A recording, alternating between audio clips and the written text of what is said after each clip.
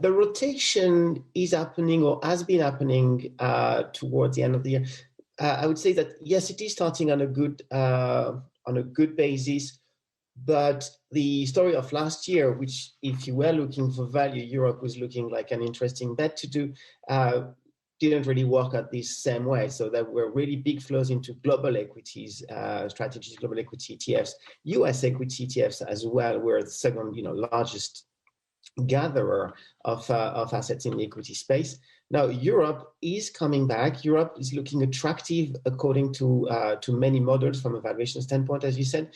There's also a slightly lower, much than a slightly lower exposure to tech names, and that those were those names which suffered in the past few days as the market is pricing a number of rate hikes and yields have been going up. So I believe that yes, there may be some bargain hunting opening up in the US, but the valuation advantage, I would say, from Europe may continue to be there. If you were looking for some exposures, maybe in the US, we'd probably look into the mid cap or small cap range, and we'd stay on the broader large cap equity in Europe, maybe with a tilt towards value, or playing it with sectors in a way.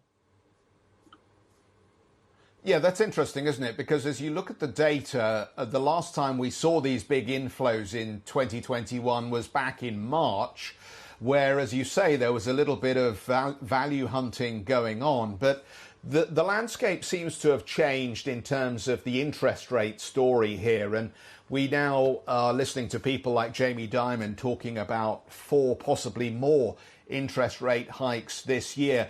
At what point does that begin to crimp or reduce risk appetite, do you think, significantly, given that the market is currently having to try to reprice expectations?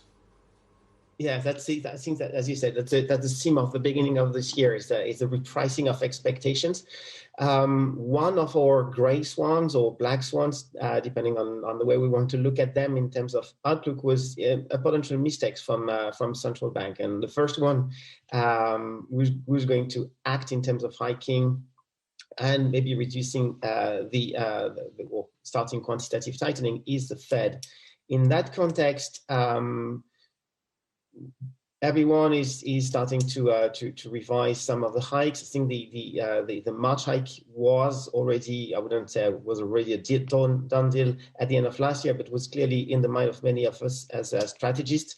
But I think it's important to make sure that the Fed does it in a cadenced way that doesn't necessarily kill that growth. And I have a lot of respect for Jamie Dimon and his belief that the Fed could engineer a soft landing. We hope for that, but there may be a moment where this breaks a little